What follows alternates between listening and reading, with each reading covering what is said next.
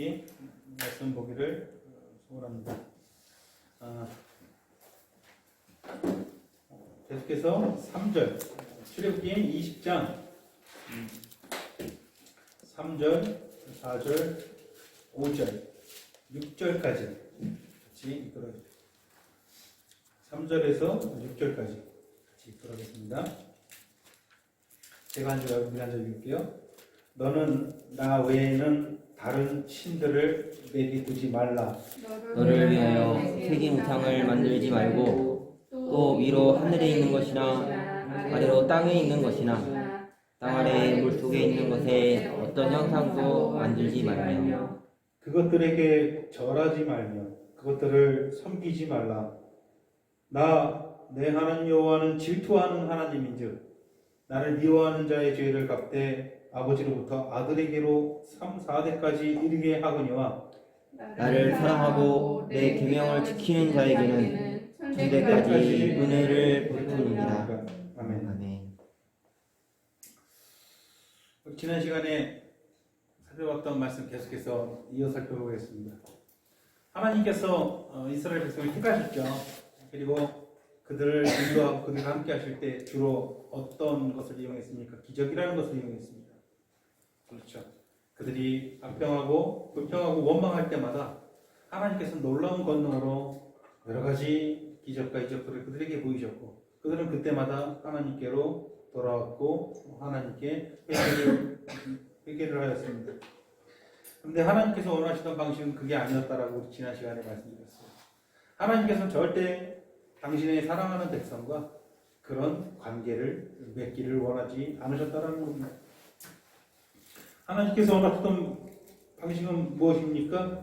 그들이 하나님과 인격적인 관계 가운데 하나님의 말씀을 듣고 그 말씀을 받고 말씀 안에서 자발적으로 순종하기를 원했다라는 것입니다. 자꾸 뭔가 놀라운 일을 자꾸 인적을 보여야만 그때만 아이고 하나님 그러다가 또 그런 게 안 보이면은 하나님을 외면하고 우상을 섬기고 다른 신을 섬기고 그게 반복이 됐죠. 하나님은 너무나도 마음이 아팠죠. 그래서 사랑하는 자기 백성에게 주신 법이 무엇이다? 바로 십계명이라는 것입니다. 이 법이 내 백성 가운데 떴어. 이들이 더 이상 자꾸 눈에 보이는 뭔가만 기대하는 것이 아니라 자발적으로 나를 사랑하고 내 말씀에 순종하는 그런 백성 되기를 원하셨다는 것이죠. 그래서 그 십계명을 주시던 배경에 대해서 우리가 잠깐 지난 시간에 생각을 해봤고 이번 시간에는 본격적으로 1계명과 2계명에 대해서 같이 한번 살펴보도록 하겠습니다. 하나님께서는 율법을 주신 목적이 뭐라고 그랬어요? 우리 마음에 새겨주신 법. 다시 말해서 율법 자체가 어떤 것의 그림자가 된다고 그랬어요. 어떤 것의 그림자가 된다고 그랬습니까? 그리스도께서 우리 안에서 해주신 일들에 대한 그림자가 된다고 그랬어요. 모든 구약 성경은 그리스도께서 우리 안에서 해주신 일들에 대한 그리고 우리가 누리는 것들에 대한 그림자가 된다고 그랬어요. 예전에 이사야가 환상을 보죠. 이사야가 하나님께 부름받던 그날에 주께서 높은 보좌에 앉아 계시는데 그 성전에 있는 높은 보좌에 주께서 하나님께서 앉아 계시는데 그 영광이 그냥 문지방이 터지도록 그 안에 가득하고 천사들은 날개로 눈을 가리고 발을 가리고 또 한 날개는 날고 세상의 날개로 날면서 그냥 지켜놓으신 하나님을 뭐 어떻게 표현할 수 없을 정도로 막 유동치게 찬양을 하는 거예요. 뭐라고 찬양합니까? 거룩하다 거룩하다 거룩하다 만군의 여호와여 그러면서 하나님을 찬양하는 것을 봅니다. 그 하나님의 영광이 충만한 가운데 이사야는 내가 이제 죽게 되었다라고 고백을 하죠. 자, 그림자에 있다라는 거예요. 오늘 환상 뭐에 대한 그림자가 있습니까? 네? 교회에 대한 그림자죠. 장차 하나님의 영광이 충만한 천대 이 영광이 터질 것 같은 성전이 지어질 거라는 거예요. 그곳에는 하나님의 영광이 너무 충만해서 온 천군 천사들의 찬양 소리가 넘치는 곳인데 그게 어디입니까? 교회라는 것이죠. 교회의 영광을 미리 환상을 통해서 보여줄게요. 그림자라는 것이죠. 항상 구약을 볼 때 그리스도께서 해주실 일들에 대한 그 그림자예요. 그리스도께서 하실 일, 이루실 일에 대한 그림자. 항상 이것을 우리가 기억하셔야 됩니다. 자, 1계명 뭡니까? 나 외에 다른 신을 섬기지 말라. 1계명은 아주 심플하게 기록이 되어 있어요. 근데 2계명은 좀 길게 되어 있죠. 2계명은 뭡니까? 2계명은 뭡니까? 우상을 만들지 말라는 거예요. 1계명과 2계명. 다른 신을 섬기지 말고 2계명 우상을 섬기지 말라. 자, 이 두 계명의 핵심이 무엇입니까? 이것은 우리 신앙의 근간이고 하나님의 모든 법의 가장 기초가 돼요. 1계명, 2계명의 의미가 있을 때 나머지 계명들이 의미가 있는 거예요. 1계명, 2계명이 무시된 상태에서 나머지 암만 지켜봐야 아무런 의미가 없는 거예요. 1계명, 2계명의 핵심은 무엇입니까? 오직 누구만 섬기라? 하나님만 섬기라. 오직 하나님만 사랑하고 그분만을 섬기라는 거예요. 이게 기본이 돼야 돼요. 그 이후에 뭐 간음하지 말라, 살인하지 말라, 부모를 공경하라. 이 1계명, 2계명이 무시된 상태에서 아무리 부모 공경하면 뭐하고 아무리 세상 사람들을 사랑하면 뭐합니까? 아무런 의미가 없는 거예요. 1계명, 2계명이 우리 모든 것의 바탕이 되어야 된다는 것이죠. 자, 그렇다면 지난주에 우리가 예고한 것처럼 왜 굳이 2계명으로 나눴습니까? 똑같아요. 자, 우선 다른 신이라고 하면 무엇이 있겠습니까? 이때 당시에 다른 신, 그랬으면 보통 어떤 것들을 우리가 다른 신이라고 했죠? 바알이 있겠죠. 그죠? 바알, 가나안의 아주 전통적인 우상이죠. 바알은 쾌락과 풍요의 신이에요. 모든 비와 해와 이런 천지 만물을 다스리는 신이라고 생각해서 농사 짓는데 필수적이에요. 비를 내려줘야 되고 햇빛을 비춰줘야 되고 또 그 바알을 이들이 숭배하기 위해서는 바알은 또 쾌락의 신이라는 그런 게 있어가지고 아주 성적으로 문란한 행동들을 많이 했죠. 바알과 아세라 목상이라고 하면 둘이 부부신이죠. 또 몰렉이 있어요, 그죠? 몰렉은 뭐예요? 우리가 많이 하죠. 성경에서 보면은 암몬 자손들이 섬겼던 거예요. 아말렉 자손들도 섬겼고요. 이게 뭐예요? 밀곰이라고도 합니다. 성경에는 밀곰, 몰렉 다 같은 말이에요. 이게 뭐 금으로 된 그 쇠로 된 송아지가 이렇게 손을 이렇게 하고 있고 그 배는 뚫려 있어요. 안에는 비어 있어요. 그럼 비어 있는 데다가 장작을 막 떼어요. 그럼 이게 엄청나게 뜨거워지죠. 거기 위에 아이를 올리는 거예요. 손바닥 위에. 아주 잔인하죠. 사람을 올리는 거예요. 우리가 사사기 공부할 때 입다가 자기 딸을 그렇게 제물로 바친 거예요. 몰렉에게. 이렇게 엄청나게 크게 쇠로 이렇게 소가 사람 머리는 손대 사람처럼 이렇게 손을 이렇게 하고 있는데 여기 안에가 뚫려 있거든요. 거기다 장작을 막 떼어요. 그럼 이 쇠가 얼마나 뜨거워질 거예요. 거기다 사람을 있는 거예요. 엄청 끔찍한 것이죠. 그래서 이 몰렉은 보통 권력의 신이에요. 자기의 힘을 잃지 않게 전쟁에서 이기기 위해서 자기가 가지고 있는 부와 권력을 잃어버리지 않기 위해서 이 몰렉에게 내가 전쟁에서 승리했어. 그럼 이 승리에서 얻은 모든 이 권력과 힘을 잃지 않기 위해서 뭘 했어요? 몰렉을 섬겼다는 거예요. 내가 가지고 있는 것들을 잃어버리지 않기 위해서. 권력의 신이죠. 뭐 이런 우상들 뭐 끝도 없죠. 엄청나게 많은 우상들이, 많은 신들이 있어요. 이게 다른 신들이죠. 근데 성경에서 말하는 이 다른 신들이 우상은 아닙니까? 우상은 아니에요? 다른 신이라고만 표현합니까? 아니면 똑같은 신들을 우상이라고 표현합니까? 성경에서는 똑같은 신들을 똑같이 우상이라고 표현한다는 게 그러면 다른 신이 맞는 거예요? 우상이 맞는 거예요? 구분을 해야 돼요. 왜냐? 1계명과 2계명이 나뉘어져 있으니까. 자, 바알은 다른 신입니까? 우상입니까? 우상. 여러분 쓸데없이 제가 머리 아프게 하죠. 다른 신이라고도 하고 또 그것을 우상이라고도 해요. 다시 말해서 다른 신을 섬긴다는 것 자체가 우상을 섬기는 거예요. 똑같은 말이에요. 근데 하나님께서 주신 법에는 두 개를 구분시켜 놓은 거예요. 아주 의도적으로. 뭔가 구분을 시키기 위해서 그랬다는 거죠. 어떤 구분이 있는지 우리는 좀 살펴봐야겠죠. 우리 평생 10계명을 알고 우리 10계명을 너무나도 잘한다고 얘기했지만 너무 시작부터 기초적인 게 우리가 사실 관가하고 지금까지 지내쳐왔다는 것이죠. 똑같은 우상이라는 것이죠. 의도적으로 나뉘었다라는 거예요. 간단하게 한번 구분 지었습니다. 어렵지 않아요. 복잡한 게 아니에요. 아주 간단한 거예요. 자, 우상은 그 대상에게 하나님을 발현시키는 거예요. 다시 말해서 그 대상에 하나님이 있다 하는 거예요.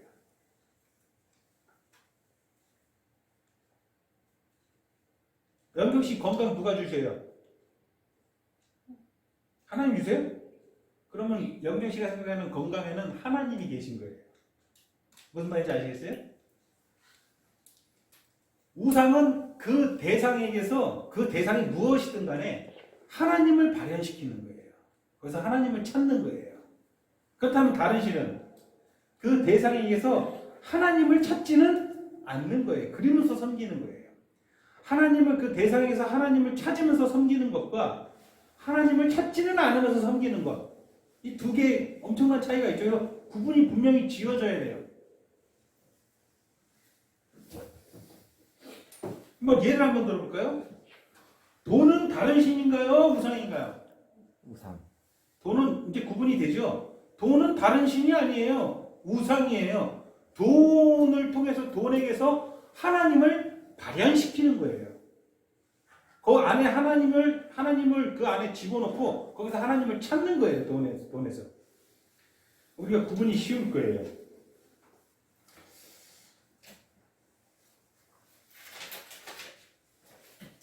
이 시대 교회는 돈에 대해서 어떻게 가르치죠? 보통 교회들 돈에 대해서 가르침을 줄 때 보면은 돈이 일만하게 뿌리가 된다라고 가르칩니다.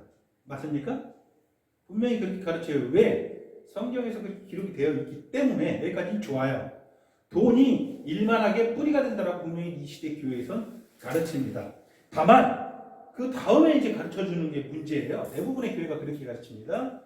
돈은 일만하게 뿌리가 되는데 돈 자체가 나쁜 것이 아니기 때문에 돈을 사용하는 사람이 의롭고 선한 의도로 사용하면 그 돈은 선한 돈이 되고, 돈을 사용하는 사람이 악하면은 그 돈이 일만하게 뿌리가 된다는 거예요.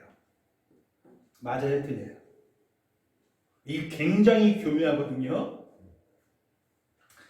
이 시대 교회가 그렇게 가르쳐요. 돈은 일만하게 뿌리가 되는데 다만 그 돈을 사용하는 사람이 선한 사람이면은 이 돈이 선한 돈이 되는 것이고, 돈을 사랑하는 사람, 돈을 사용하는 사람이 악한 사람일 때, 죄인일 때 그 돈이 일만하게 뿌리가 된다는 것입니다.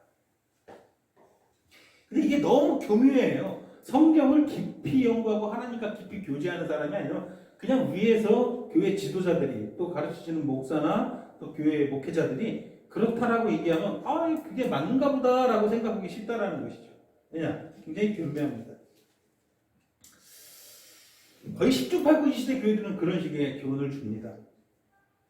그러니 잘 믿고 성실한 성도들에게 돈은 악한 것이 아니고 하나님의 선물이고 하나님의 축복이라는 그런 가르침을 주는 것이죠.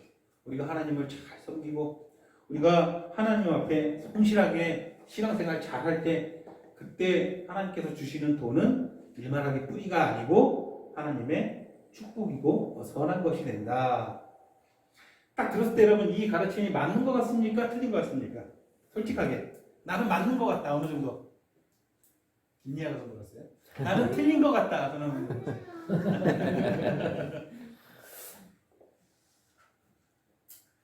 그렇다면 우리의 생각을 좀 뒤로 치워버리고 성경에서 그렇게 가르치나요? 성경에서 우리 그걸 구분을 줘야 돼요. 이 시대 교회가 가르쳐주는 대로 성경에서 그렇게 가르쳐주느냐 이거예요. 성경에서는요, 애석하게도 직접적으로나 간접적으로 돈에 대해서 이렇게 가르치는 구절은 단 한 구절도 없다는 거예요. 인간의 상식과 인간의 판단이에요. 인간의 상식에 부합하는 가르침이에요. 맞는 얘기 같아요. 돈 자체가 악한 것입니까? 여러분들 한번 대답해보세요. 돈 자체가 악한 것입니까? 아닙니까? 1번 악하다, 2번 아니다. 시작. 1번. 그죠? 돈 자체가 악한 것은 아니에요. 이 돈은 그냥 물질이에요. 사람들이 돈을 가지고서는 사람들이 서로 교류하며 또 이 문화와 이런 것들을 세워가면서 살아가죠. 돈 자체가 악한 게 아니죠. 다만 돈을 사용하는 사람이 악하죠. 그죠? 그럼 돈을 사용하는 사람이 의롭고 선하면 돈이 악합니까? 돈이 악하게 될 수가 없겠죠. 이런 상식을 사람들에게 전달하는 거예요. 그러니까 우리가 충분히 하나님께 돈도 구해야 되고 돈이 하나님의 축복으로 쓰일 수 있다라는 거예요. 근데 성경에서는 또 그 가르침이 없어요. 그렇게 받아들일 만한 가르침이 없다라는 거예요.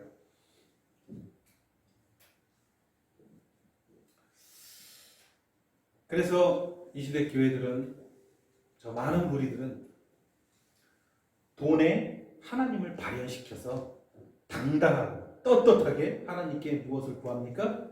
물질을 구합니다. 이거 우상숭배입니까? 아닙니까? 이게 우상숭배가 된다는 거예요. 정확히 하나님을 발현시키는 거예요. 거기 하나님이 계시다고 하는 거예요. 그래서 당당하게 뻔뻔스럽게 대놓고 돈을 숭배하는 거예요. 하나님의 축복의 도구니까. 하나님, 물질의 축복을 허락하여 주소서 하면 부르짖습니다. 당당하게.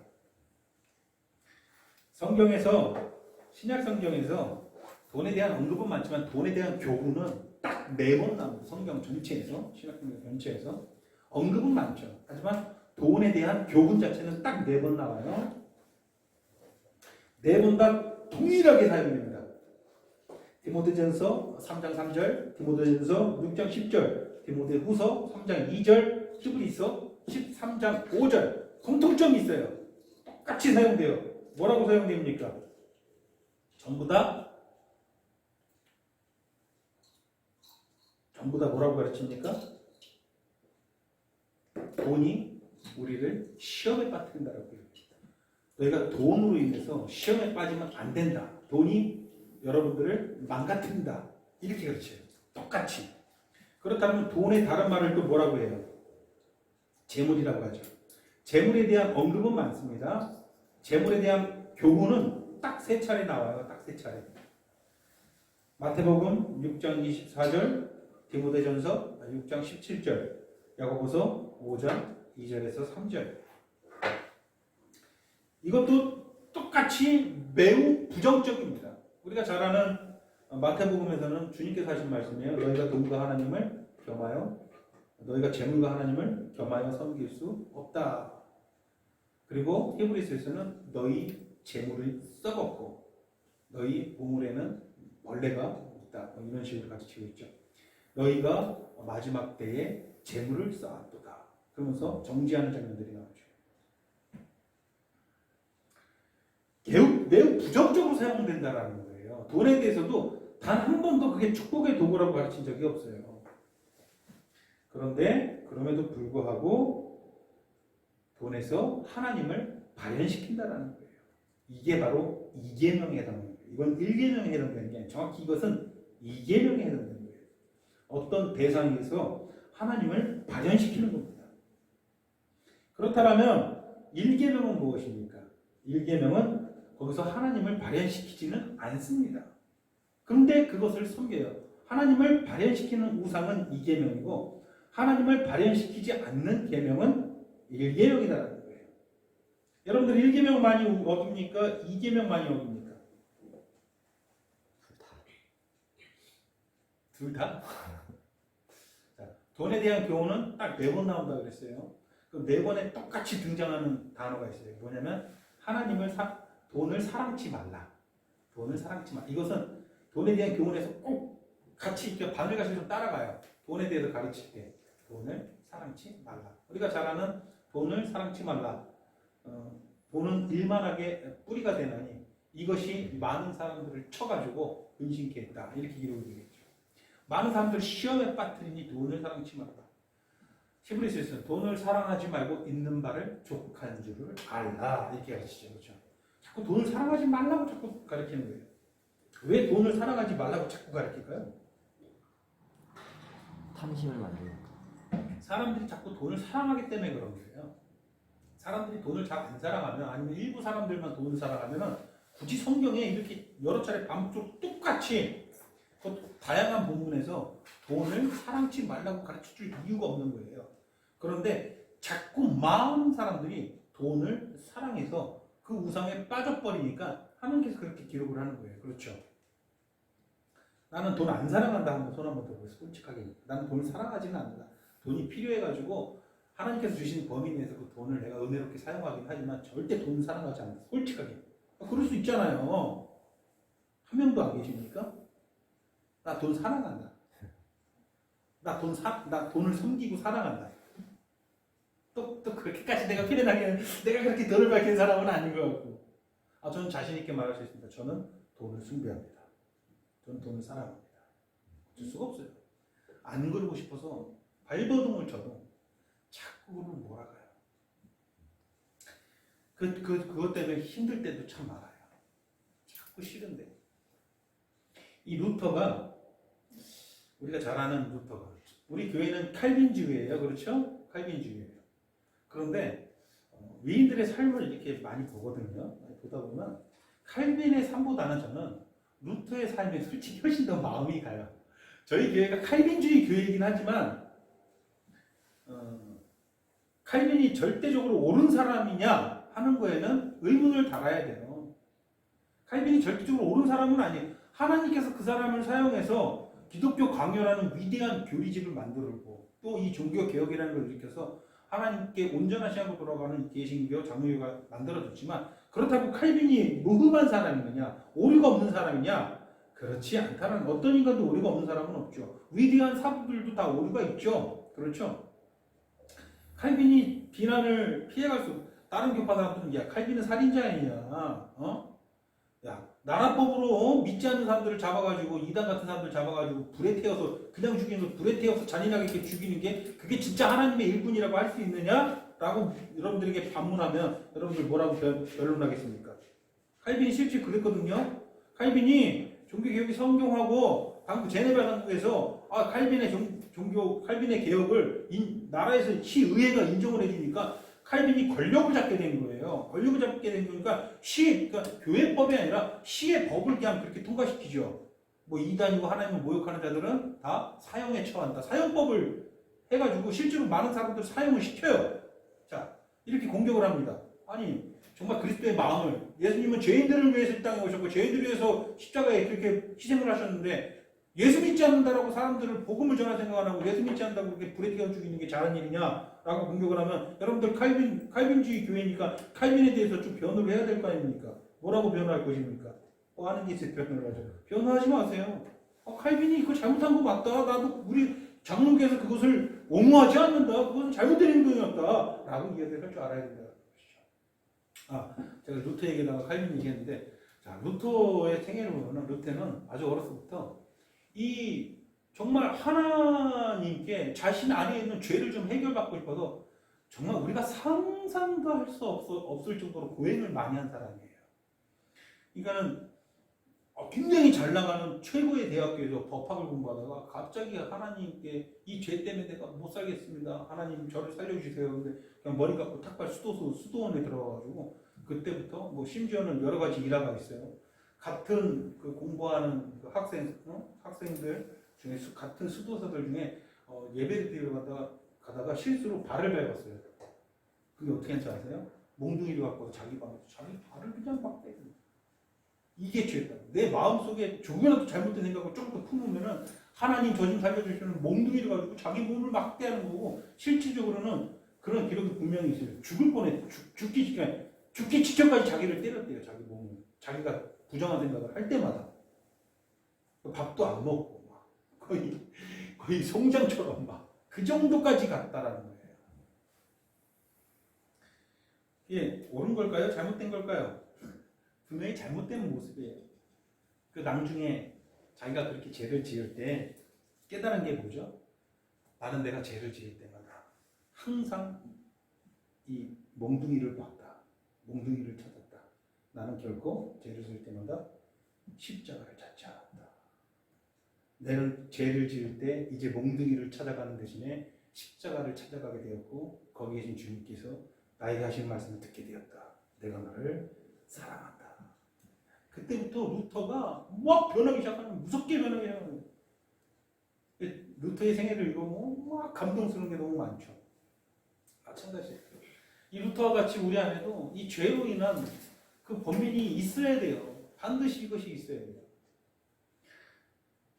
자꾸 돈을 사랑하죠. 돈을 우상화시킵니다. 돈뿐만이 아니에요. 우리는 많은 것들을 사랑하죠. 여러분들 솔직하게 돈 사랑해요? 안 사랑해요? 돈 숭배해요? 안 해요? 숭배하죠. 여러분들은 우상 숭배하는 것이 아니에요. 여러분들은 다른 신을 섬기는 거예요. 일계명을 정확히 어기는 거예요. 왜? 그 안에서 하나님을 발현시킵니까? 하나님을 발현시킨다라는 이계명이죠. 당당하게 하나님의 축복으로 나에게 돈을 허락해 주셔서 난 이렇게 간구한다. 그렇게 하지는 않잖아요. 그렇기 때문에 여러분들은 일계명을 어기는 거죠. 거기서 하나님을 찾지는 않아요. 뻔뻔스럽게도. 다만 그냥 다른 것을 섬기는 거예요. 이제 좀 차이가 좀 명확히 되시죠? 1계명과 2계명. 여러분들 1계명을 많이 어기십니까? 2계명을 많이 어기십니까? 이 시대 교회는 참 제가 볼 때 2계명을 정말 많이 어기는 것 같아요. 1계명은 거의 불신자들이 많이 하는 행동이죠. 그리고 자기도 모르게 그냥 이렇게 섬기게 되는, 마음은 아닌데 자기도 모르게 이렇게 섬기게 되는 것들, 그것들을 다른 신이라고 하죠.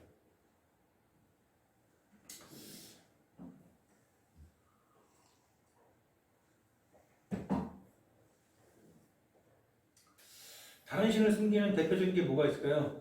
하나님, 애인이 필요합니다.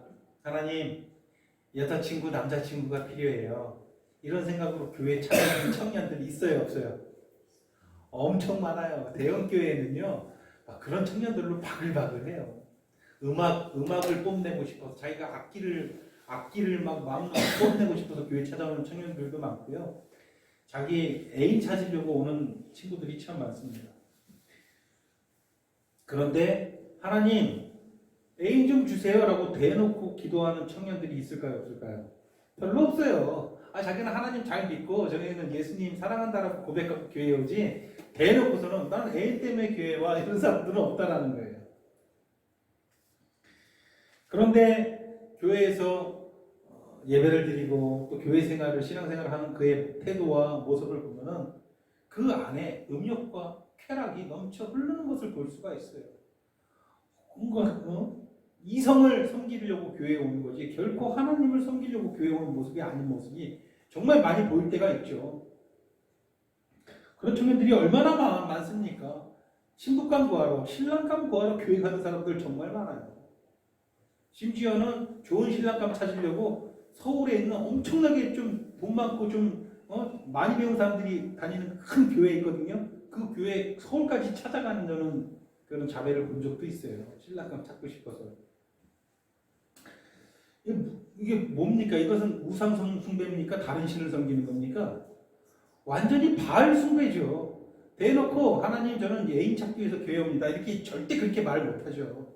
그냥 거기서 하나님을 발현시키지는 않지만 그냥 대놓고 바알을 섬기는 거예요. 바알은 무슨 신이라고 그랬죠? 풍요와 쾌락의 신이라고 그랬죠? 그냥 바알 숭배하는 거예요. 바알 숭배하기 위해서 교회에 찾아오는 거죠. 음욕과 쾌락을 조장하는 신.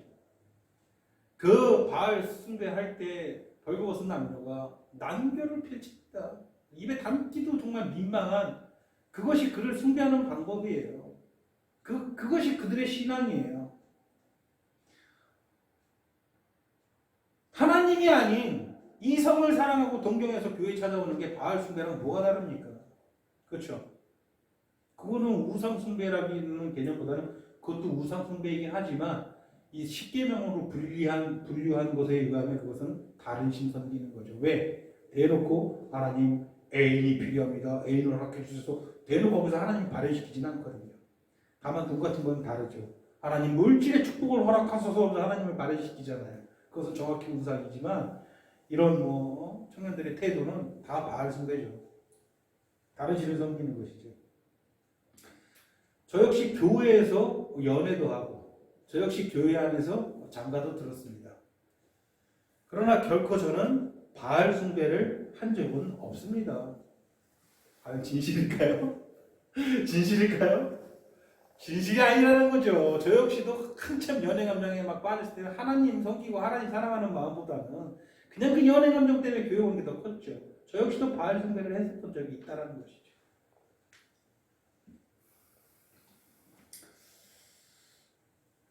어떤 순간순간에 다른 이성들을 더 신경 썼죠. 하나님과 예배와 성령 충만 이런 것들은 뒤로 치워버립니다. 나의 음욕이 더 앞섰다라는 것입니다. 정확히 저도 바알 숭배를 했던 기억이 있다라는 것이죠. 여러분들은 바알 숭배 한 적 없습니까? 이런 우상 숭배, 곧 나의 정욕과 쾌락을 더 앞세운 섬김, 여기서는 분명히 우리가 하나님을 발현시키지는 않죠. 똑같은 우상 숭배를 해도 어떤 것은 1계명을 어기는 걸 수가 있고 어떤 것은 2계명을 어기는 걸 수도 있습니다.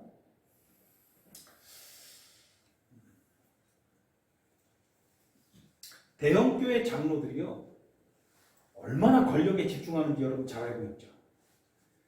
대형교회 장로들이요, 얼마나 권력이 교회에 자기의 힘을 갖고 싶어 하는지 우리가 잘 알고 있습니다. 돈과 정열과 시간을 아끼지 않아요. 자기가 장로로 임명받기 위해서. 교회 권력에 굉장히 집중하고 또 교회 정치에 참여하기 위해서 엄청나게 목을 매는 모습을 우리는 많이 볼 수 있습니다. 옛날 교회로 치면은 교회에 거의 감독이 되는 거 아니겠습니까? 제가 아는 어떤 교회도 뭐 잘하는 교회는 아니고 한번 출석 정도 했던 교회인데 그 교회에는 장로들이 목사가 마음에 들지 않으면은 장로들이 쉽게 목사를 어떻게 합니까? 갈아치워버려요. 아, 장로의 권세가 아주 예전 초대교회 감독과도 같은 권력을 행사하고 있죠. 그래서 장로 되고 싶어서 난리들입니다. 왜 그렇습니까? 하나님 사랑해서 장로 되고 싶은 거예요? 권력을 사랑해서 장로 되고 싶은 거예요? 사람은요, 권력을 쥐고 싶어 해요. 아, 나는 권력 같은 거 정말 없는 사람인데요. 거짓말하지 마세요. 우리 모두가 다 권력을 사랑해요. 회사에 지금 이제 막 입사한 막내가 영경 씨보다 윗사람이라 그러면 견딜 수 있겠어요? 그 친구가 들어와서 이것저것 커피숍도 시키고, 그러면은 견딜 수 있겠어요? 낙하산으로 들어와서 경력도 없는 것이, 나이도 어린 것이 와가지고 여기 회계사 딸이야, 이런 애가 와가지고 그러면 왜 못 견뎌요? 나에게도 권력력이 있기 때문이에요. 밖에서 권력력을 전혀 충당하지 못하는 사람은 심지어는 그게 가장 못난 놈인데 집에 가서 자기 권력을 내세우려고 노력을 해요. 어디 여자가 그냥 남자 얘기하는데 뭐 이런 못된 남자들 너무 많지 않나요? 이 땅에? 제 KBS 안녕하세요 프로그램 정말 많이 보는데 저 그 프로그램 중독자예요. 거의 모든 거 다 봤어요. 거기서 제일 많이 나온 사연이 그런 가부장적인 아빠, 어디 여자가 막 이런 남편이 의외로 너무 많아요. 왜? 가정 안에서 자기 권력을 밖에서 대접 못 받으니까 집 안에서라도 자기 권력을 내세우고 싶은 거죠.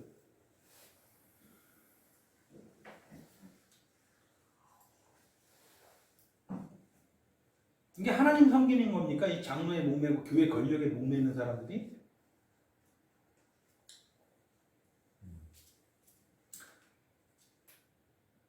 이게 하나님 섬기는 거예요?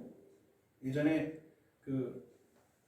예전 교회 우리 청년 시절에 우리 한동수 집사가 그때 당시에 찬양대 이 지휘자 하면서 자기 말 안 듣는 사람들은 아주 그냥 용납하지 않고 막 자기가 뭐라도 되는 양 막 그래서 아니 좀 하지 말라고 좀 테너 베이스 거기 바리또 하지 말라고 내가 시킨 대로 하라고 하면서 막 권력을 내세웠던, 하여튼 뭐라도 이 사람들은 권력을 없으니까 하는 얘기예요. 없으니까 권력을 내세웁니다.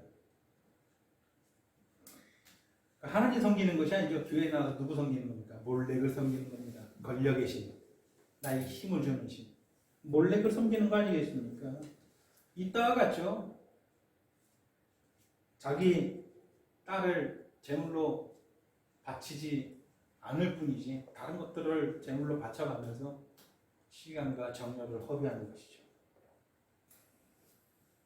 나의 권력과 힘과 승리를 주는 신, 몰렉.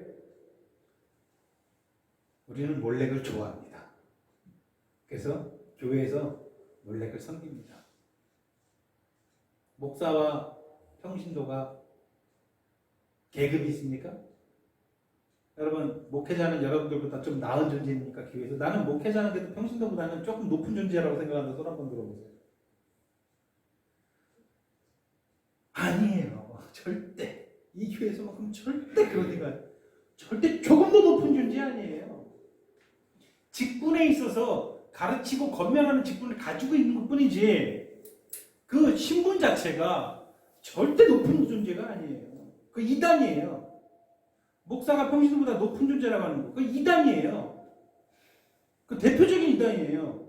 여러분 초대교회의 대표적인 이단이 바로 그 우리가 요한계시록에 보면은 너희가 니골라당의 죄를 미워하는 내가 니골라당을 미워한다라고 예수님께서 말씀하시잖아요. 요한계시록에. 그 초대교회의 그 이단이 니골라당이거든요. 니골라당의 특징이 뭐예요? 철저하게 계급을 만들어 놓은 거예요. 그래서 교회 지도자들에게 절대 순종하라고 가르치는 거예요. 카톨릭이 그러고 있잖아요. 교회 계급이 있잖아요. 성도들보다는 주교나 교황이 굉장히 높은 존재잖아요. 그죠? 그거는 니골라당의 범죄를 짓고 있는 거예요.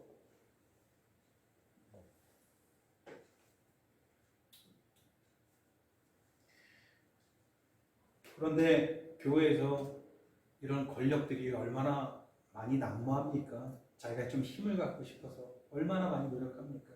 자기 목소리를 좀 더 내고 싶어서 그게 교회를 다 망가뜨리는 거 아니겠습니까? 우리 교회가 지금 인원이 적어서 좀 덜하지만 이 적은 인원 가운데서도 또 그게 뭐 티는 안 나지만 자기 개인적으로 안에 그런 것들이 조금씩 있을 수도 있다라는 거예요. 우리가 좀 더 커지면 좀 더 심해지겠죠. 왜냐하면 사람들 안에는 이 몰렙이라는 신이 자리 잡고 있다라는 거예요. 아니라 하면서.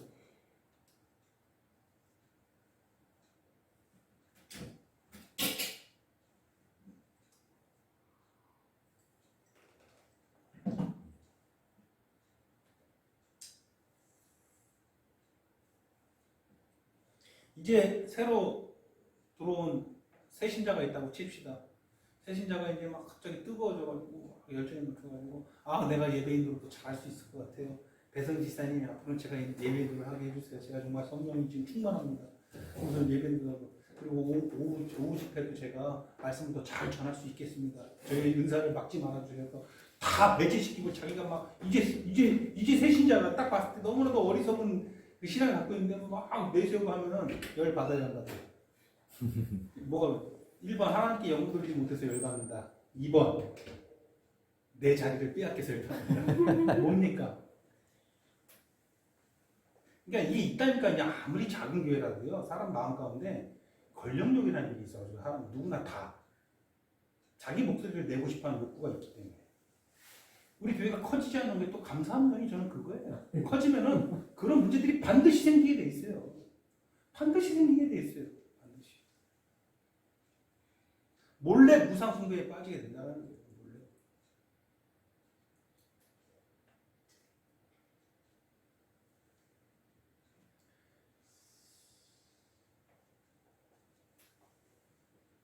이렇게 권력을 탐하는 성도들이 하나님 저로 장로가 되게 해주셔서 저로 무슨 직분자가 되게 해주셔서 대놓고 이렇게 뻔뻔해서 이렇게 잘 구하지는 않아요. 그죠? 마음속 깊은 곳에 그것을 계속 갈구하고 이렇게 움직이는 거죠. 그래서 보통 큰 교회들은 헌금 많이 하고 뭐 이것저것 많이 봉사하고 하면 이제 장로로 추대되고 하니까 그거를 막 아끼지 않고 하는 거예요. 자기 목적을 이루기 위해서. 정확히 1계명을 어기는 것이죠. 에베소서 5장 5절에 뭐라고 합니까? 음행 탐심은 우상 숭배자라고 이야기를 하고 있습니다. 하나님의 나라를 절대 기업으로 얻을 수 없다라고 말합니다. 음행 탐심이라고 했습니다. 정확히 바알 숭배와 정확히 몰렉을 숭배하는 정신이죠. 음행과 탐심은 결코 하나님의 나라를 기업으로 얻을 수 없다라고 되어 있습니다. 똑같이 골로새서 3장 5절 6절 보면은 음행과 탐심이 곧 우상 숭배니라 이렇게 기록을 하고 있습니다. 그러니까 우상 숭배하는 모든 기본적인 안에 있는 이 죄성은 음행과 탐심이라는 거예요. 이 두 개가 우리를 우상 숭배하게 만듭니다. 다른 신을 섬기게 하고 또 우상도 섬기게 한다는 거예요. 두 개는 맥을 같이 한다는 것이죠. 똑같이 돈을 숭배하는데 어떤 사람은 1계명을 어기는 걸 수가 있습니다. 또 어떤 사람은 2계명을 어기는 걸 수가 있어요. 아까도 얘기했지만 여러분들이 돈을 숭배하는 순간 여러분들 1계명을 어깁니까? 2계명을 어깁니까? 1계명을 어기게 되죠. 그런데 대놓고 물질의 축복을 허락해 주소서라고 대놓고 구하는 사람들은 1계명 어기는 거예요? 2계명 어기는 거예요? 똑같이 돈을 숭배하는데 그들은 2계명을 어기는 것이죠. 그 안에서 하나님을 자꾸 발현시키는 것이죠. 여기 하나님이 있다라고 자기가 막 스스로 세뇌시키고 스스로를 속이는 거예요. 그게 2계명이에요. 1계명은 그냥 다른 거 똑같이 나쁜 거죠. 1계명을 좀 더 비틀어서 더 나쁜 종류가 2계명이 된 것 같아요. 제가 볼 때는. 똑같이 나쁜 거예요.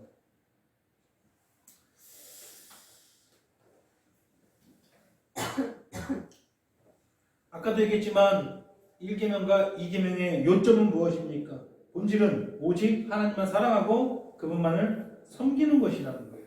이것이 사람의 본분이라는 것이죠. 사람의 본분.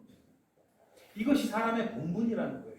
이게 사람의 기초가 되어야 된다는 거예요. 이것으로 사람은 생명을 유지할 수 있다는 거예요.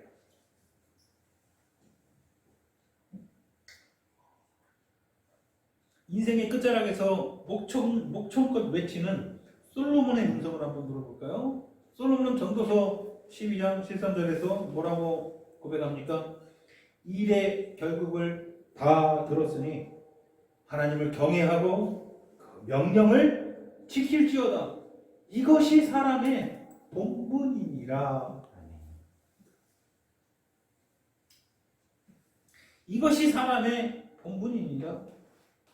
하나님만을 섬기는 것, 하나님만을 사랑하고 그분만을 경외하는 것, 이것이 사람의 본분입니다. 이것을 가르치는 게 1계명과 2계명인 거예요.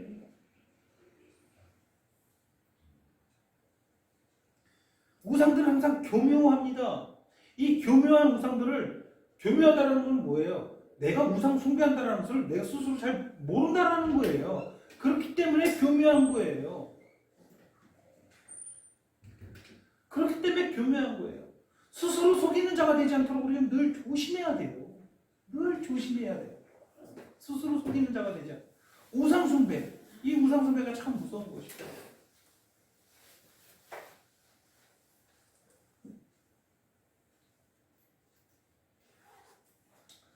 교묘한 우상들을 다 물리치고 오직 성령을 의지하여 하나님만을 섬기는 우리 생명수교회 되기를 진심으로 소원합니다.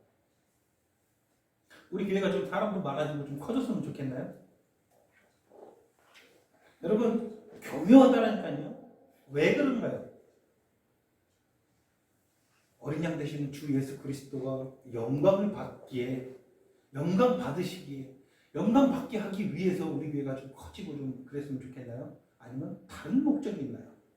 잘 스스로 점검을 해보세요. 지금 내가 한탄하는 그 이유들 중에 하나님의 영광과 결부되어 있는 것이 있나요? 사람의 본분이라니까요. 우리의 삶이 하나님만을 경외하고 그분만을 높이고 그분만을 섬기는 것이 우리 삶의 본분이에요. 본 바탕이 돼야 돼요. 하나님을 섬기는 것이 아니면 그 어떤 아름다운 것도 우리는 배제시킬 수 있어야 된다는 것이죠. 아무리 아름다워 보이고 교회가 커지고 교회가 막 엄청나게 많은 사람들로 넘쳐나고 그래서 찬양 소리가 울려 퍼지는 것이 아름다운 일이죠. 그런데 그 목적이 분명히 된다는 거예요. 하나님만을 섬기고 하나님의 그리스도의 이름이 높아짐을 받는 거. 왜 작아서 뭐가 비만인가요? 우리 교회가 인원이 적어서 뭐가 비만인가요? 여기서 그리스도의 이름이 좀 덜 높임받는 것 같나요? 우리 영경씨, 예수님의 이름을 높이고 싶지 않나요? 우리 배용호 일사님, 사모님, 양사님, 여러분들 안에는 그리스도의 이름이 참 작나요? 높이고자 하는 의지가 없나요? 이 작은 마음들 몇 개가 합해서 그리스도를 높이면은 그걸로 감사한 것이죠.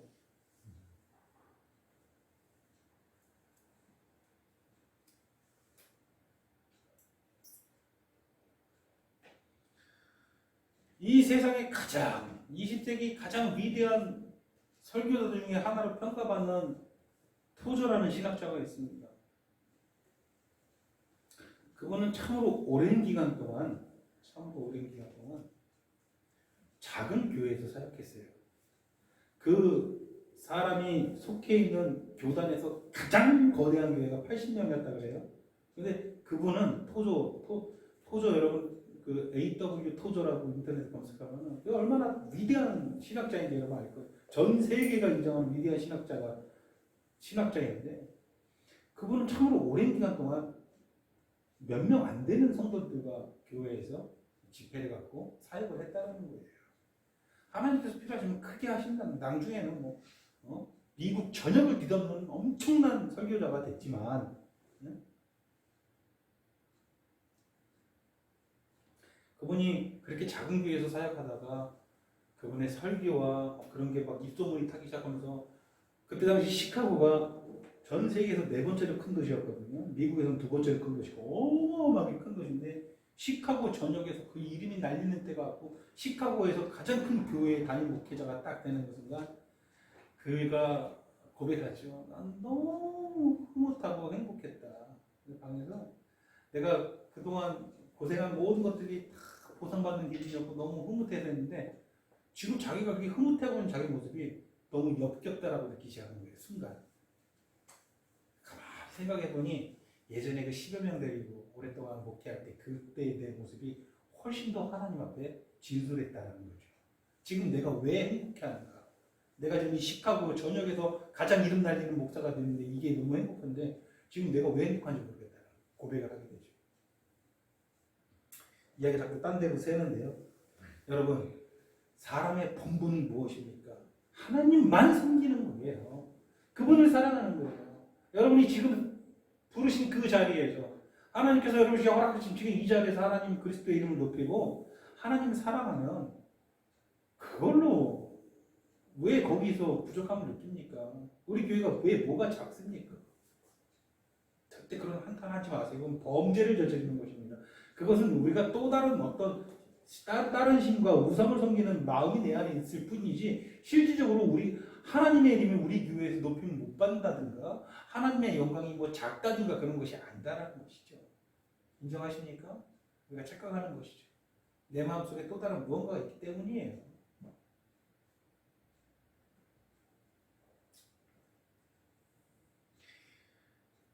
이 솔로몬이 이 세상에서 자기가 얻을 수 있을 만한 모든 영광을 다 받았잖아요. 그죠? 주변에 있는 다른 나라들이 이스라엘에게 당시 조공을 바쳤습니다. 그리고 이 왕에게 인사하러 다른 나라의 왕들이 직접 귀하신 몸들을 이끌고 솔로몬에게 와서 경배를 했어요. 엄청난 부와 엄청난 막강한 나라를 꾸렸죠. 이스라엘 역사에서 가장 큰 나라를 꾸렸죠. 솔로몬이 그때는 몰랐어요.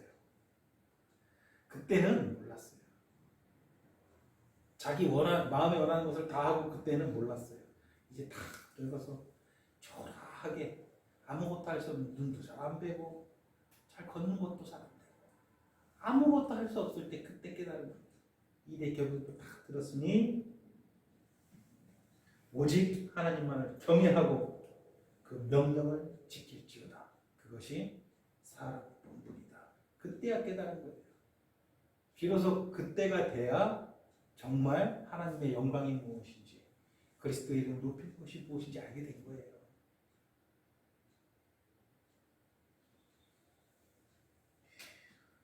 여러분, 솔로몬의 성전이 얼마나 위대한 건물이었는지 혹시 아십니까? 어마어마한 건물이었어요.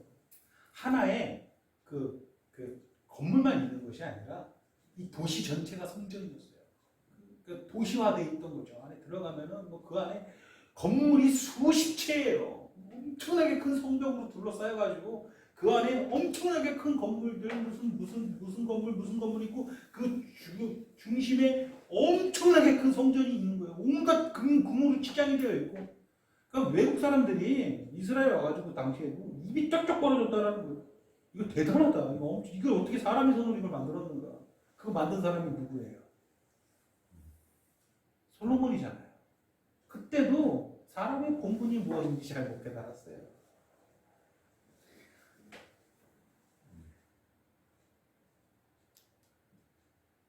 그때도 참으로 충만한 하나님의 영광이 그 안에 있었는데도 솔로몬 자신은 정말 하나님의 영광이 충만한 게 무엇인지 잘 몰랐다라는 거예요. 아무것도 없을 초라한 노인네에서 죽을 때 그때 깨달았다는 것이죠. 우리가 작다라고 하나님의 영광이 결코 작은 게 아닙니다.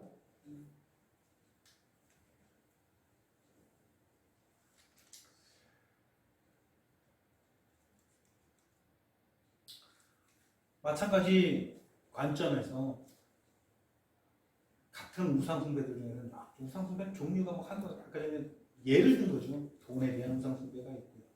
그렇죠? 근데 우리가 이 시대 교회가 많이 빠진 우상숭배가 뭐 재물과 돈도 있겠지만 대부분 이 가시적인 어떤 현상에서 하나님을 찾으려고 하는 것이 우상숭배거든요. 눈에 보이는 어떤 것에서 거기서 하나님을 발현시키는 것이 우상숭배잖아요. 우리 장로교회요. 장로교를 제외한 모든 교단에서는 무엇을 강조하냐면 신유 은사를 굉장히 강조해요. 장로교만 빼고 장로교 중에서도요 신유 은사를 강조하는 그 장로교가 굉장히 많아요. 칼빈주의 장로교에서만 신유 은사를 강조하잖아요. 신유 은사 뭐예요? 병 고치는 은사 아니겠습니까? 좀 전에 제가 예를 들었던 그 위대한 신학자 토저도 이 신유 은사에 대해서 굉장히 각별한 관심과 애정을 보였던 사람들 중에 하나예요. 감리교주의거든요. 웨슬리안이거든요. 무슨 웨슬리안이라고 다 우리가 배척할 건 아니고 그들도 우리가 존경하고 본받을 게 있지만 하여튼 모든 교단들이 다 강조하는 게 뭐예요? 신유 은사예요. 그러니까 우리 어려서부터 우리가 신앙생활을 했다면 우리 어릴 적에는 내가 간 교회가 장로교인지 감리교인지 성결교인지 잘 신경도 안 쓰고 몰랐잖아요. 저는 어릴 적에 대구도에서 대부교회를 다녔어요. 어머니, 그 대부교회가 감리교회예요? 성결교회 뭐예요? 성결교. 아, 성결교였구나. 저는 어릴 적에 성결교를 다녔어요. 근데 지금 몰라요. 제가 무슨 교회를 다녔는지. 그리고 그 여기 도시에 올라와서는 저기서 성현교회 다니고 성현교회가 무슨 교인지도 저는 아직도 몰라요. 관심도 없고요. 근데 어렸을 때 신앙생활 하다 보면은 거의 우리가 다녔던 모든 그 교회에서 무엇을 강조했냐면 신유은사 그리고 여러 가지 어떤 영적 은사들 눈에 보이는 가시적인 어떤 하나님의 은사들을 강조합니까 안 합니까? 많이 강조하고 많이 배워왔어요. 그게 익숙해져 있어요. 그럼 우리는 장로교죠.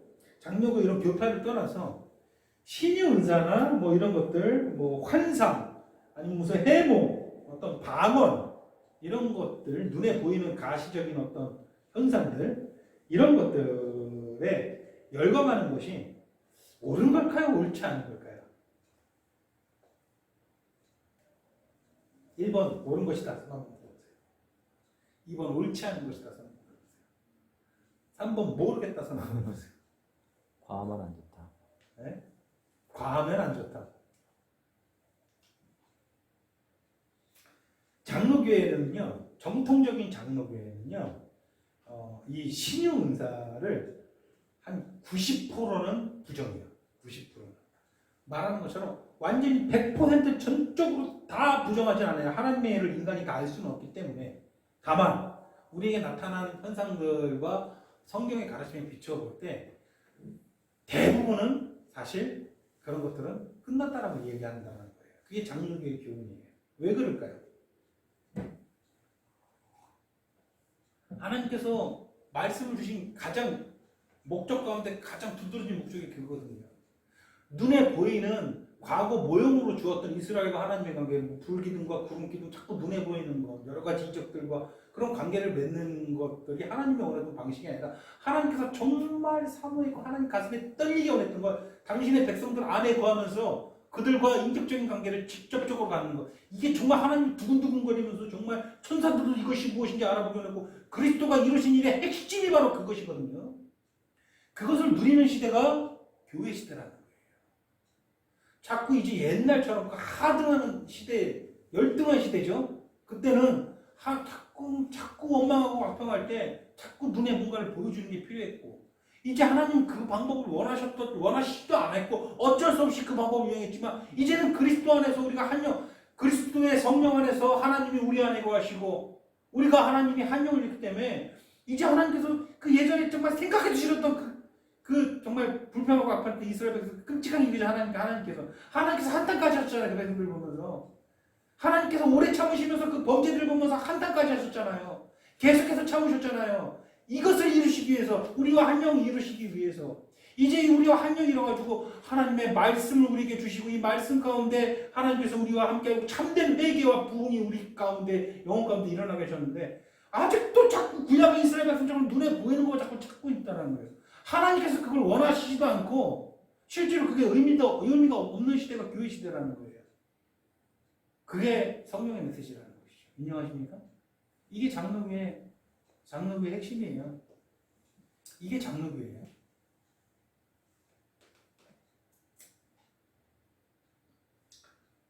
그런데 장로교를 제외한 다른 모든 교단은 아직도 방언과 신유 같은 것들을 엄청 강조합니다. 엄청 강조해요.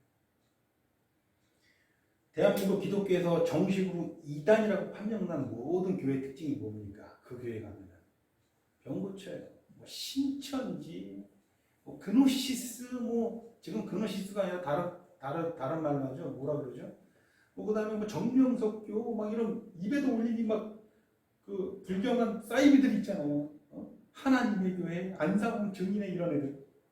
거기에 항상 이루어지는 게 뭐예요? 병고침이에요. 그들이 강조하는 것들이에요. 하나님의 일이 될 수가 없어요.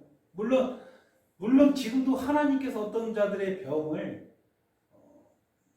고칠 수 있는 일들도 있을 수도 있다라고 가정을 하지만 그것이 하나님께서 좋아하시는 일, 우리 평상시 일어나는 일은 아니다. 이것이 장로교의 입장이라는 것이죠.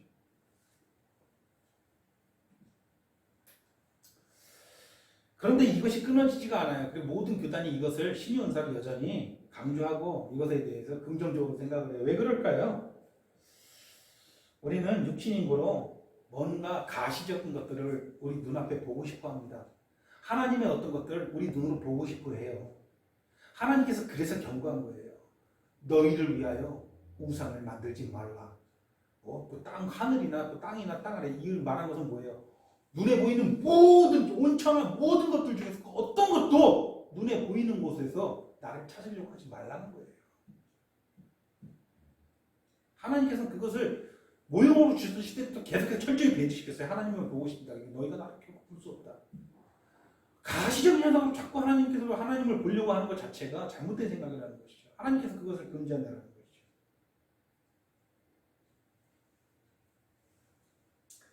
인간이 볼 수 있는 방법으로 자꾸 하나님을 찾으려고 하니까 이게 끊어지지 않고 계속 강조되는 거예요.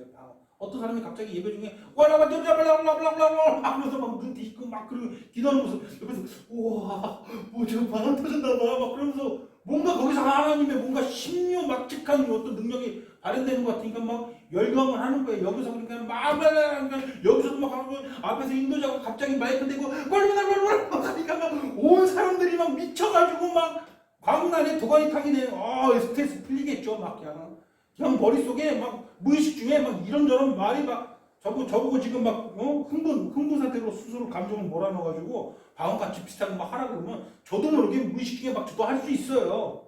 사람들은 그게 방언이라고 생각하는 거예요. 사람이 감정이 고조되고 흥분되면요 뭔 짓을 못하니까 막 뭐든지 다 알 수 있거든요. 그걸 방언이라고 하는 거예요.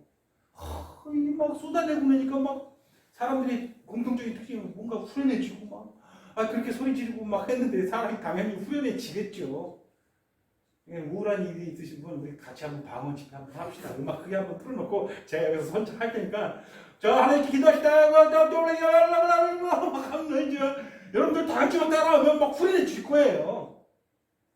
진짜예요. 자꾸 그런 데서 하나님을 찾으려고 하는 거죠. 뭔가 눈에 보이는 곳에서.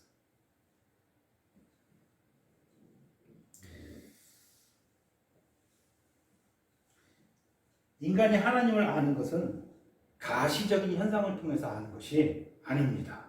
다시 한번 정확히 선포합니다.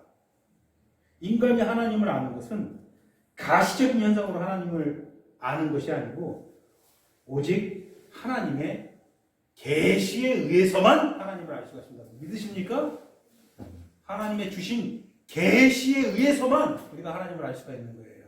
하나님께서는 당신이 택한 백성에게 일반 계시가 아닌 저런 태양이 비치고 온 천하 만물이 질서를 유지하는 것도 일반 계시가 아닌 성경이라는 특별 계시를 주셨습니다. 믿으십니까? 이 특별한 계시를 통해서만 하나님을 알 수 있는 거예요. 자꾸 무슨 누가 병 고친다 칩시다. 그 병 고치는 거 통해서 거기서 뭐 하나님의 어떤 계시가 있습니까? 여러분 초대교회 이단들 중에서 시몬파라고 있어요. 성경에도 말하죠. 베드로한테 사도행전 보면 베드로한테 혼냈던 사람이에요. 시몬, 그 마술사 시몬이라고 기록되어 있거든요. 성경에 사도행전에 보면은 찾아보세요. 나중에 시간 있을 때 이 시몬이 그래요. 막 성령 받고 사람들이 성령 충만한 모습들 보면서 와 그거 보고 놀래가지고 그 시몬이라는 박사가 가지고 돈이 좀 많아 사람들한테 돈을 많이 뜯은 사람이거든요. 돈이 많으니까 엄청난 거금을 갖다 주면서 나도 저거를 좀 받게 해달라. 나도 저 성령이라는 것을 좀 받게 해달라. 혼나잖아요. 이후 300년 동안 교회 역사에서 교회 그 기록자 요세푸스라는 유명한 기록자가 있죠. 그 사람이 기록한 거에 의하면 이후 300년 동안 이 시므온을 구주로 따르는 이 시므온파라는 사이비 이단들이 교회를 계속 굉장히 오랫동안 괴롭혔고 그게 계속 명맥을 유지해서 그노시스 영지주의자로 들어왔습니까? 이 그노시스 영지주의자들로 발전이 돼 있어요. 그러니까 이 시므온이라는 사람 그 사람 뭐예요? 눈에 막 해가지고 돈으로 이제 살려고 했다는 거죠. 인간이 하나님을 알 수 있는 유일한 방법은 오직 하나님 주신 계시에 의해서입니다. 자꾸 쓸데없는 걸 다 기적이라고 합니다. 방언 터지고 병 고치고 내가 시므온 얘기를 그것 때문에 이 시므온도 병 고쳤던 사람이에요. 이 시므온도 병 고쳤던 사람이라고요. 예? 이 교회사를 괴롭혔던 이 이단, 이 사이비도 병 고치는 건 누구도 한다? 귀신도 한다라는 거예요. 진짜 기적이 일어나는 순간이 어떤 겁니까? 교회 역사에서.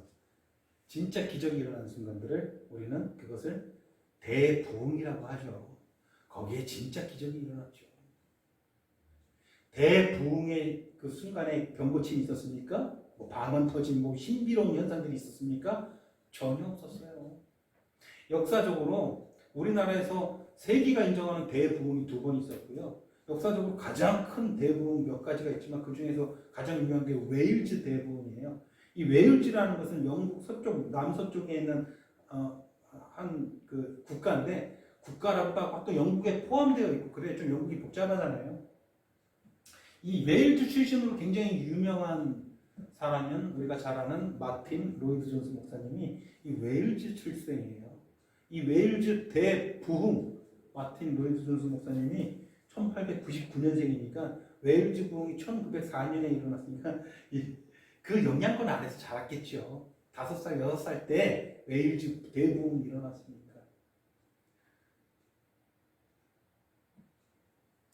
웨일즈 그러니까 대부흥의 특징이 뭐예요? 거기서 뭔가 기적이 일어납니까? 아니.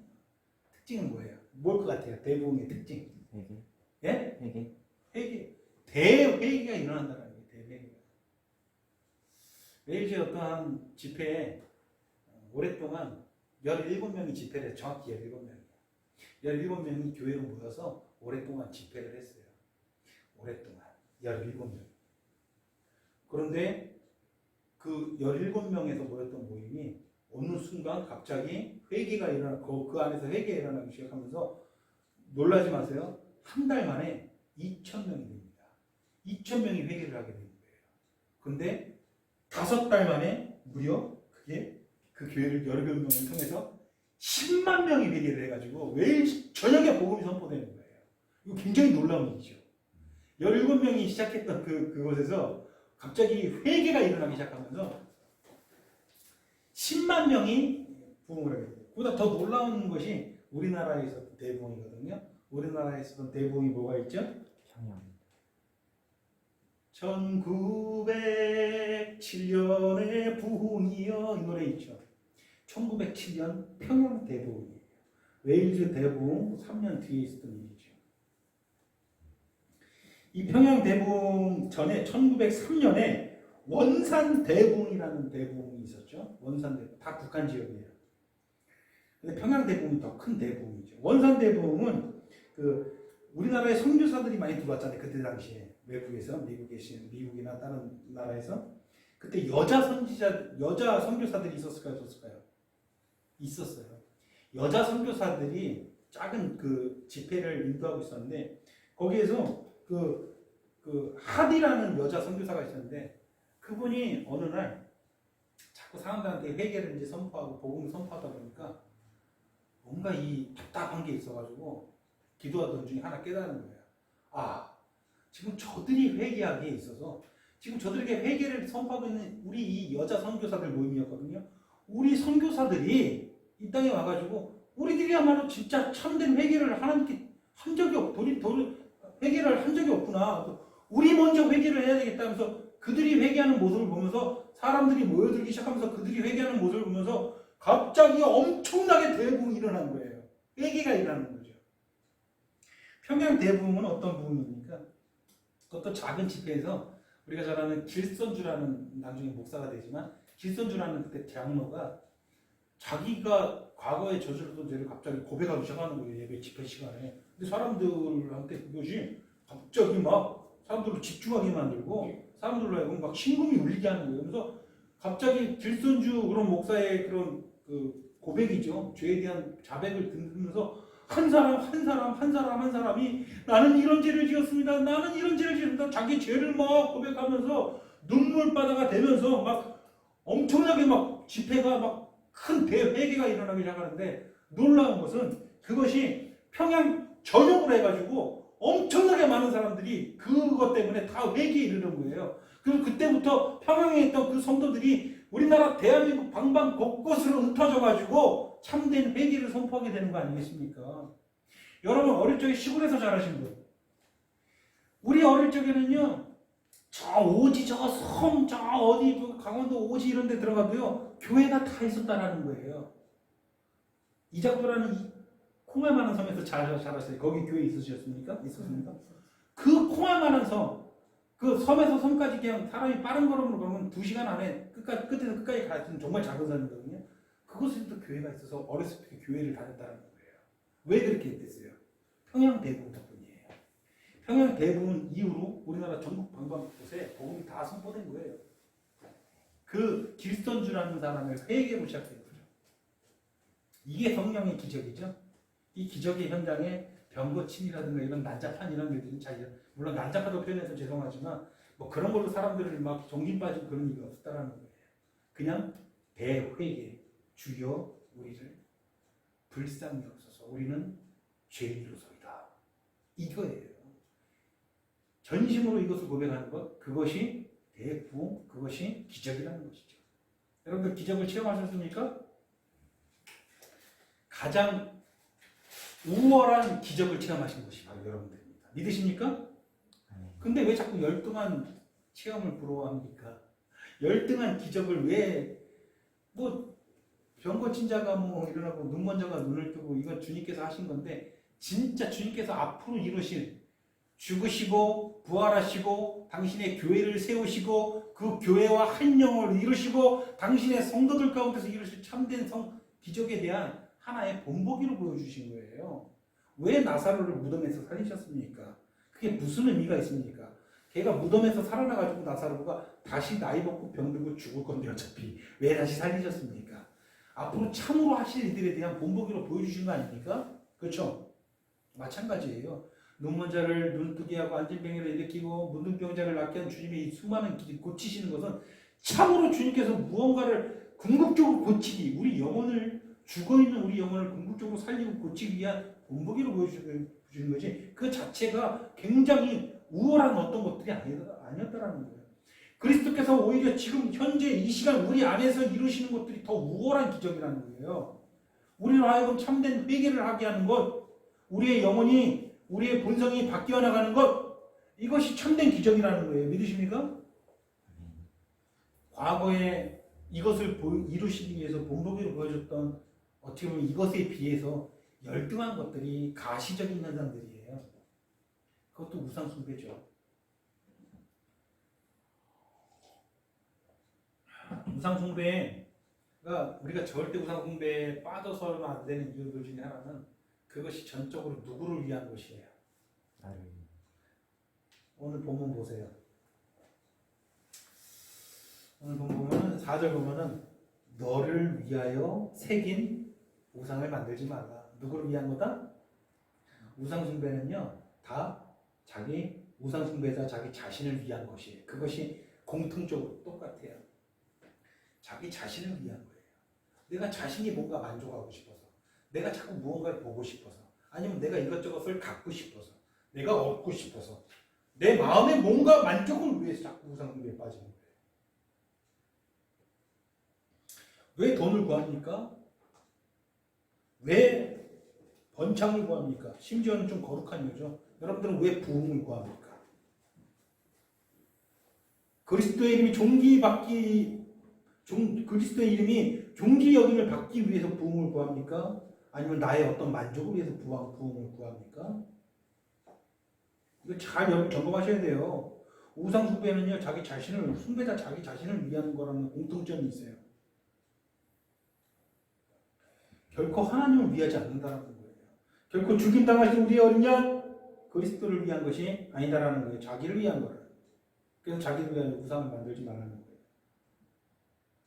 진정으로 하나님을 높이고 하나님을 찬양할 의도로 만들어진 우상은 없어요. 진정으로 하나님을 찬양하고 하나님을 높이고자 하는 의도가 없다라면 그것은 내 마음에 원하는 모든 것들은 다 무엇이다? 우상 숭배예요. 혹은 다른 신을 섬기는 것입니다. 자꾸 하나님은 눈에 보이는 어떤 것들을 나에게 주셔야 돼요. 눈에 보이는 어떤 결과물들을 나에게 만들어 주셔야 된다라고 우리 생각하는 거예요. 그런 사람이 바라는 어떤 것, 그에게는 그것이 바로 하나님인 것이 되는 것이죠. 이것이 우상이고 그 계명을 어기는 것이